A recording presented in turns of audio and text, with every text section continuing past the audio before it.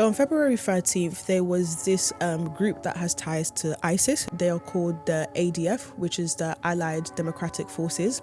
So they decided to go into a village in Congo and they decided to round up people around 3 to 4 a.m. at night. They all lined them up, tied them up behind with their arms and with their legs. Mind you, this is women, this is children, this is men.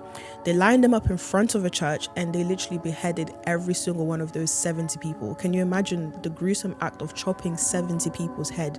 Can you imagine just how much blood was spilled on that day? Why they specifically done it in front of a church? Basically make a statement saying that your Christian faith is a sin and because of that you do not deserve to live.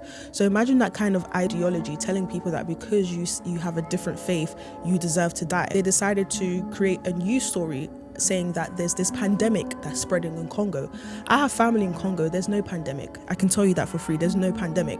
So they used a cover-up story to kind of silence what actually happened, which is 70 Christians were beheaded by the ADF, which has ties to ISIS. The only place where I could find the news of this, I can call it a massacre, that I could come up with was in some of the Christian sites like Open Doors, and there was like a Catholic website, but basically only Christian websites. No mainstream media covered it.